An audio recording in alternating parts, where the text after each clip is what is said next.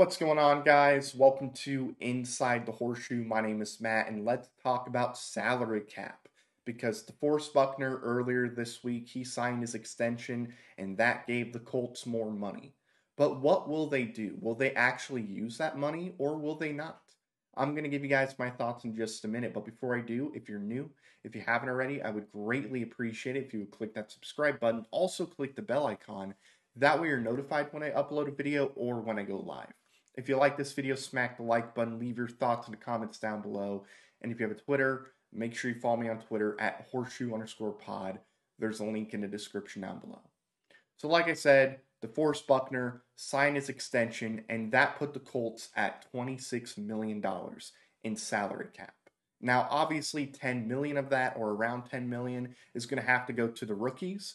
So they're more at like $16 million that they could actually spend. And there's some good players out there that they could bring in. They could bring in a veteran corner. They could bring in another safety if they wanted to. Like, they can still make moves if they really wanted to. But what will they actually do? In my opinion, I don't really see a move happening at all. I think if a move happens, it's going to be after training camp, like every NFL team does, where they'll go and they'll try to bring in a player that they think can help their team win. They're not going to bring anybody in before training camp. I think when it comes to the roster as it stands pre-training camp, besides the rookies, it's set. Like, they got their guys. They're not going to bring in a guy like Quandre Diggs or like a Stephon Diggs or Justin Simmons, right? They're not going to. They're going to stick with who they have, and here's the reason why.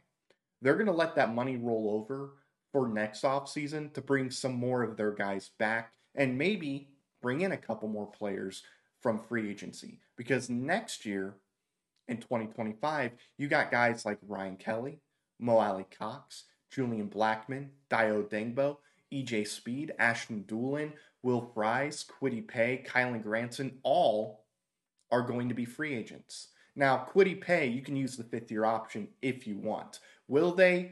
I don't think so. I don't think you're going to see the fifth year. Maybe I'm wrong. I think you're going to see them look at what Kwity Paye does this year, and then they'll determine what they do after that. But still, Kelly is somebody I would bring back. I thought he's been playing much better. EJ Speed, I 1000% would bring back. If Julian Blackmon has a really good year, I would bring him back as well. I would bring one of the tight ends back as well. Will Fries, I think, has been pretty good. Unless there's a better right guard in this draft, I'm bringing Will Fries back.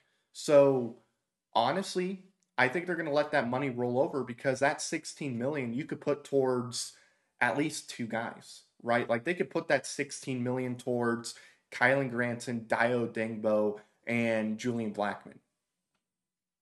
So I personally believe what they're going to do, instead of spending it this year, they're just going to let it roll over the next year so they can bring the guys they want to bring back to Indianapolis, and then they'll still have, $48 million that they could use for anybody else they want to bring back, plus some more free agents as well. So in my personal opinion, I don't see a move happening until post-training camp. And again, that's what every NFL team does. They're going to make their cuts. They're going to see who got cut from other teams. If they think they can help this team win, they're going to try to bring them to their team. Every team does it, right? But when it comes to bringing in a guy like Quandre Diggs or a guy like Justin Simmons, I don't see it happening. I think you're pretty much set outside of the rookies as far as who's going to be on the roster entering training camp. So that's going to do it, guys. Thank you very much for watching. If you're new, if you haven't already, I would greatly appreciate if you would click that subscribe button. Also, click the bell icon so you're notified when I upload a video or when I go live. If you like this video, smack the like button. Leave your thoughts in the comments down below. And if you have a Twitter, make sure you follow me on Twitter at horseshoe_pod. There's a link in the description down below. Thank you very much for watching. I've been Matt, Bleed Blue, and we'll see you next time. Bye-bye.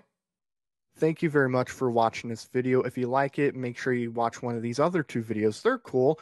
Also, if you're new, please click the subscribe button as well as the bell icon. I greatly appreciate your support.